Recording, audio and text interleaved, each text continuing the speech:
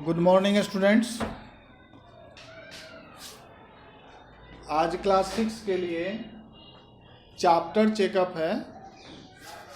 Exercise 11.2 complete होने के बाद चैप्टर चेकअप का कुछ क्वेश्चंस हैं, उसको हम बता रहे हैं। सबसे पहले ये 1 से लेकर 3 तक, क्वेश्चन नंबर 1 से लेकर 3 तक ऑप्शनल क्वेश्चन है और इसमें आपको सॉल्व करके बनाना है और जो आंसर है उसको करेक्ट करना है। जैसे फर्स्ट क्वेश्चन है 4A represent perimeter of which of the following. 4A जो है वह पेरीमीटर को रिप्रेजेंट करता है। तो आपको बताया गया था कि ट्रायंगल, रेक्टेंगल, पेंटागन और स्क्वायर। स्क्वायर का पेरीमीटर क्या होता है? 4A होता है। ए इट मीन्स साइड। यहाँ पर जो फर्स्ट क्वेश्चन था वो है पेरीमीटर ऑफ स्क्वायर। तो इसमें जो स्क्वायर है यह ऑप्शन में दिया गया है। स्क्वायर जो है ऑप्शन में दिया गया है। ऑप्शन में आपका 4 है, ट्रायंगल, रेक्टेंगल, पेंटागन और स्क्वायर। तो आप टिक किस में लगाएंगे? स्क्वायर में लगाएंगे। ये स्क्वायर जो है आपका करेक्ट हुआ। फिर उसके बाद ये था फर्स्ट नंबर। सेकेंड नंबर है what will be the area of A square which side is 15 centimetre. आपका स्क्वायर का एरिया निकालना है और साइड कितना दिया हुआ है? 15 सेंटीमीटर दिया हुआ है।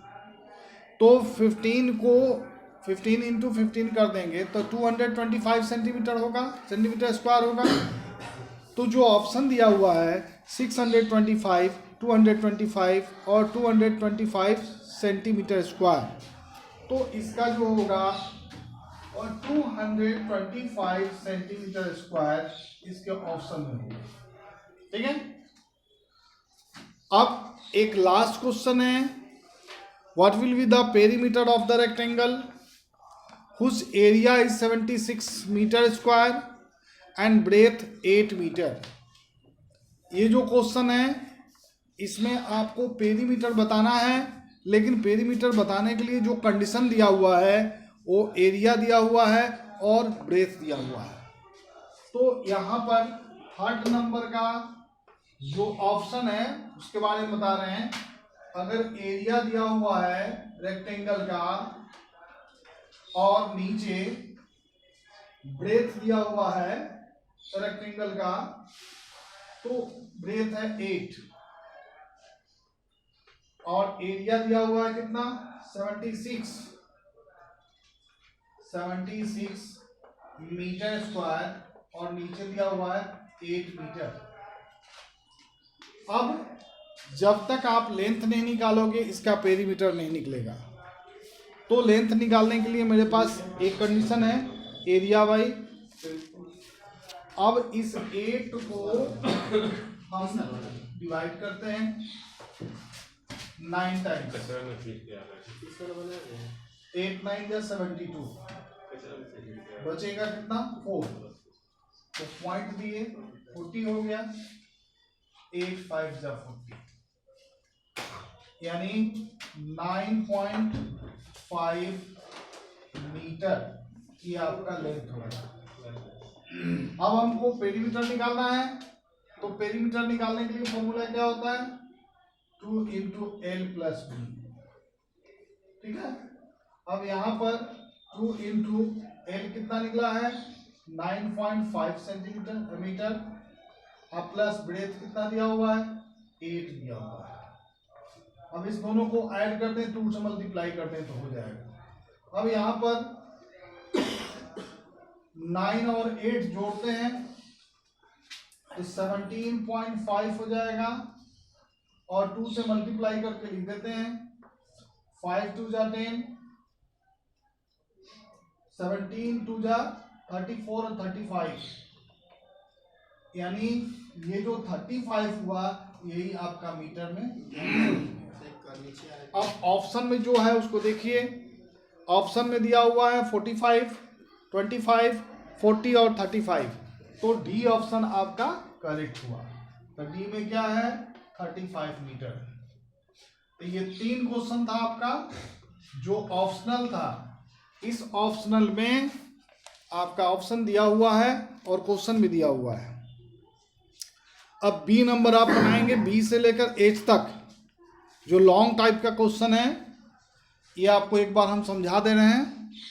फर्स्ट है find the area of rectangle which length and breadth are 8 centimetre और 2.5 सेंटीमीटर। तो एरिया ऑफ रेक्टेंगल आप जानते हो लेंथ इंटू ब्रेथ होता है, तो इसको सॉल्व हो जाएगा। सी नंबर क्वेश्चन है what will be the length of the rectangle which breadth and area. Breadth दिया है 3 सेंटीमीटर और एरिया दिया है 21 सेंटीमीटर। तो ब्रेथ और एरिया दिया हो तो लेंथ निकालने में कोई प्रॉब्लम नहीं होता है, क्योंकि लेंथ का फॉर्मूला होता है रेक्टेंगल का लेंथ निकालना हो तो क्या होगा एरिया बाई ब्रेथ, तो आप निकाल सकते हैं। और डी नंबर में है find the side of A square which area 25 centimetre. अगर स्क्वायर का साइड दिया हो, स्क्वायर का साइड निकालना हो और एरिया दिया हो तो क्या होता है रूट अंडर एरिया, यानी साइड ऑफ स्क्वायर फॉर्मूला में भी लिखवाए थे कि side of square equal to होता है रूट अंडर एरिया। तो root under area in 25 centimetre square दिया हुआ है तो उसका 5 सेंटीमीटर हो जाएगा साइड, वो आपका निकल गया। इसी तरह से ई नंबर क्वेश्चन में find the perimeter of A square which area is 144 centimetre. यानी पेरीमीटर स्क्वायर का दिया हो तो साइड निकालने में क्या होता है पेरीमीटर बाई 4, तो पेरीमीटर बाई 4 निकाल लेंगे। अगर पेरीमीटर निकालना है और साइड निकालना है एरिया दिया हो तो 2 कंडीशन है। पहला है कि अगर एरिया निकालना हो तो सबसे पहले साइड को जानेंगे, और साइड नहीं दिया है एरिया दिया है तो एरिया का रूट अंडर एरिया कर देंगे तो उसका साइड निकल जाएगा, और जब साइड निकल जाएगा तो उसका पेरीमीटर निकल जाएगा। अब इसमें डायगोनल भी अगर निकालना हो तो स्क्वायर का डायगोनल कैसे निकलता है और रूट 2 इंटू साइड, तो साइड निकल जाएगा तो आपका डायगोनल भी निकल जाएगा। तो ये तीनों क्वेश्चन आप सॉल्व कर लेंगे। इसमें एरिया दिया हुआ है, पेरीमीटर निकालना है, साइड निकालना है और डायगोनल निकालना है। अब एफ नंबर में है if the length of the rectangle is twice of its breath. एक रेक्टेंगल है जिसका ब्रेथ है उसके दोगुना है लेंथ, ठीक है। तो ब्रेथ को हम कोई मेजरमेंट मान लेंगे, जिसे x मान लेंगे, तो उसका लेंथ कितना हो जाएगा 2x हो जाएगा। और इस तरह से इसका पेरीमीटर एरिया दिया हुआ है तो पेरीमीटर भी निकालना है और दोनों साइड भी निकालना है, लेंथ भी निकालना है, तो ये बन सकता है। और जी में क्वेश्चन नंबर जी में है ड्रॉ 4 रेक्टेंगल, 4 रेक्टेंगल को ड्रॉ करना है of the different size each having a perimeter 16 centimetre, ठीक है। और पेरीमीटर दिया है 16 सेंटीमीटर, तो उसको रेक्टेंगल को कैसे ड्रॉ करेंगे। सबसे पहले इसमें लेंथ और ब्रेथ दोनों को डिस्ट्रीब्यूट करना होगा पेरीमीटर के अनुसार। लास्ट क्वेश्चन है a rectangular plot of land is 240 metre by 200 metre. एक रेक्टेंगुलर प्लॉट है जिसका लेंथ और ब्रेथ दिया है, लेंथ दिया है 240 मीटर और ब्रेथ दिया है 200 मीटर। अब उसका कॉस्ट है फेंसिंग का, द कॉस्ट ऑफ फेंसिंग पर मीटर इज ₹30। 1 मीटर का कॉस्ट है फेंसिंग का 30 रुपया, ठीक है। तो what is the cost of fencing the entire field, तो पूरा फील्ड का कॉस्ट कितना होगा। तो इसका पेरीमीटर निकालेंगे और पेरीमीटर निकालने के बाद जितना कॉस्ट है उससे मल्टीप्लाई कर देंगे तो आपका निकल जाएगा। तो ये था आपका 6 का चैप्टर चेकअप, जिसमें ऑप्शनल क्वेश्चन को समझा दिए और लॉन्ग टाइप का क्वेश्चन आपको अपने से बनाना होगा। Thank you.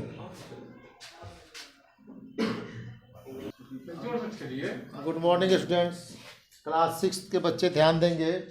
आज आपको हिंदी में पढ़ना है पार्ट 19, जिसमें चैप्टर का नाम है आप भले तो जग भला। इसका मतलब हुआ कि आप जब ठीक है तो दुनिया ठीक है, आप जब गड़बड़ हो गए तो दुनिया गड़बड़ हो गई। इसी के लिए कहने का मतलब है कि आप खुद को ठीक रखिए तो सामने वाला भी ठीक रहेगा, अपने आप को ठीक नहीं रखिएगा तो सामने वाला भी आपका ठीक नहीं रहेगा।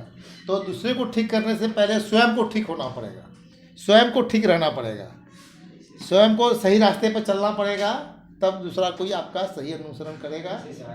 तो इसी कहानी को आज पढ़ेंगे हम लोग, आप भले तो जग भला। एक विशाल कांच के महल में ना जाने किधर से एक भटका हुआ कुत्ता घुस गया।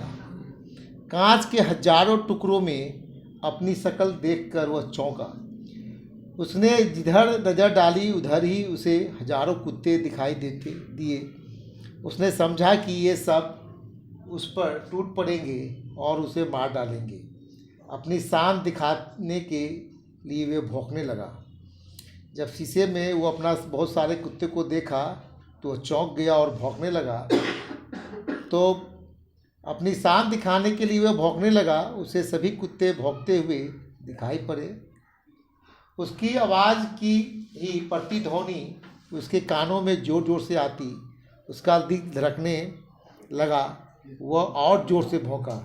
सब कुत्ते भी अधिक ज़ोर से भौंकते दिखाई दिए। आखिर वह उन कुत्तों पर झपटा, वे भी उस पर झपटे। बेचारा ज़ोर ज़ोर से उछला, कूदा, भौंका और चिल्लाया, अंत में गस खाकर गिर गया। तो जो कुत्ता था देख रहा था उसमें अपनी फिगर को शीशे में, तो वह उसको देखकर और ज़ोर से चिल्लाने लगा। उसी पर वह ये छलांग लगाने लगा, जिससे उसको लास्ट में थक गया तो वह वहाँ पर गिर गया। कुछ देर बाद उसी महल में एक दूसरा कुत्ता आया। उसे भी हजारों कुत्ते दिखाई दिए। वह डरा नहीं, प्यार से उसने अपनी दुम हिलाई। सभी कुत्तों की दुम हिलती हुई दिखाई दी। वह खूब खुश हुआ और कुत्तों की ओर अपनी पूंछ हिलाता हुआ बढ़ा। सभी कुत्ते उसकी ओर दुम हिलाते हुए बढ़े। वह प्रसन्नता से उछला कूदा, अपनी छाया से खेला, खुश हुआ, फिर पूंछ हिलाता हुआ बाहर चला गया। इसमें दोनों कुत्तों में तुलना देखिए। एक कुत्ता जो था वो अपने आप को कुछ और समझा तो उसका नतीजा बुरा हुआ, और उस कुत्ते ने पहले अपने अंदर अच्छा गुण पैदा किया तो उसी तरह वो अपना प्रतिबिंब को भी अच्छे गुण में देखा। जब मैं अपने एक मित्र को हमेशा परेशान, नाराज़ और चिड़चिड़ाते देखता हूँ तब मुझे इसी किस्से का स्मरण हो आता है। मैं उनकी विशाल भौंकने वाले कुत्ते से नहीं देना चाहता, मैं उनकी मिसाल भौंकने वाले कुत्ते से नहीं देना चाहता। यह तो बड़ी अशिष्टता होगी, पर वे चाहे तो इस कहानी से कुछ सबक जरूर सीख सकते हैं। दुनिया कांच के महल जैसी है, अपने स्वभाव की छाया ही उस पर पड़ती है। तो कहने का तात्पर्य है कि दुनिया जो है शीशे के समान है, और कुछ भी जो हम करते हैं उसकी छाया खुद पर पड़ती है। आप भले तो जग भला, आप बुरे तो जग बुरा। अगर आप पश्चित रहते हैं, दूसरों के दोषों को ना देखकर उनके गुणों की ओर ध्यान देते हैं, तो दूसरा भी आपसे नम्रता और प्रेम का बर्ताव करेंगे। अगर आप हमेशा दूसरों के ऐबों की ओर देखते हैं, उन्हें अपना शत्रु समझते हैं और उन्हें भला बुरा कहते हैं, तो फिर वे क्यों आपकी ओर गुस्से से दौड़ते हैं। अंग्रेजी में कहावत है कि अगर आप हंसेंगे तो दुनिया भी आपका साथ देगी, पर अगर आपको गुस्सा होना और रोना ही है, दुनिया से दूर किसी जंगल में चले जाना ही हितकर होगा। तो कहने का मतलब है कहानी में कि अगर आप हंसेंगे तो दुनिया हंसेगी, अगर आप गुस्सा होंगे इससे बेहतर है कि आप ये अलग हट जाए, अपनी चेहरा मत दिखाएं, ताकि आप जब गुस्सा होंगे, जब आप दुखी होंगे तो सब कोई को दुखी करेंगे। इससे बेटर है कि आप वहाँ से अपना चेहरा अलग कर लें। अमेरिका के राष्ट्रपति अब्राहम लिंकन से किसी ने एक बार पूछा, आपकी सफलता का सबसे बड़ा रहस्य क्या है? तो उन्होंने बड़ी देर सोचकर उत्तर दिया, मैं दूसरों की अनावश्यक नुक्ताचीनी कर उनका दिल नहीं दुखाता। मेरे मित्र की यही खास गलती है, वे दूसरों को का दृष्टिकोण समझने की कोशिश नहीं करते, दूसरों के विचार की कामों की भावनाओं की आलोचना करना ही अपना धर्म परम धर्म समझते हैं। उनका शायद यह ख्याल है कि ईश्वर ने उन्हें लोगों को सुधारने के लिए ही भेजा है, पर वे भूल जाते हैं कि शहद ही एक बूंद ज़्यादा मक्खी को आकर्षित करती है बजाय एक शेर जहर के। दुनिया में पूर्ण कौन है? हर एक आदमी कुछ ना कुछ त्रुटियां रहती हैं। प्रत्येक व्यक्ति की गलतियां होती है, फिर एक दूसरे को सुधारने की कोशिश करना अनुचित ही समझा चाहिए। जैसा ईसा ने कहा था, लोग दूसरों की आंखों का तिनका तो देखते हैं पर अपने आँख के सहतीर को नहीं देखते। हर पहले के महापुरुषों ने कोई न कोई टिप्पणी की है कि जितने भी लोगों हैं जो अपने में खामियां को नहीं ढूंढते, दूसरों में खामियां को ढूंढते हैं। आप अपने आप को नहीं देखते, दूसरों को देखते हैं। दूसरों को सीख देने से बहुत आसान काम है, पर अपने ही आदर्शों पर स्वयं अमल करना कठिन है। अगर हम अपने को ही सुधारने का प्रयत्न करें और दूसरों को अवगुणों पर टीका टिप्पणी करना बंद कर दें तो हमारे मित्र जैसा पहला हाल कभी नहीं रहेगा। तो इसमें ये कहना है कि इसमें किसी पर दूसरे पर आप टीका टिप्पणी ना करें तो बेहतर रहेगा। इसी सिलसिले में एक बात और है, आप तो दूसरों की नुक्ताचीनी नहीं करेंगे ऐसी उम्मीद है, पर दूसरे ही अगर आपकी नुक्ताचीनी करना ना छोड़े तो मेरे मित्र अपनी बुराई या आलोचना सुनकर आग बबूला हो जाते हैं, भले ही वो दुनिया की दिन भर बुराई करते रहें। आज आपका आधा पढ़ाया जा रहा है, शेष भाग कल पढ़ाया जाएगा। तब तक के लिए इतना ही।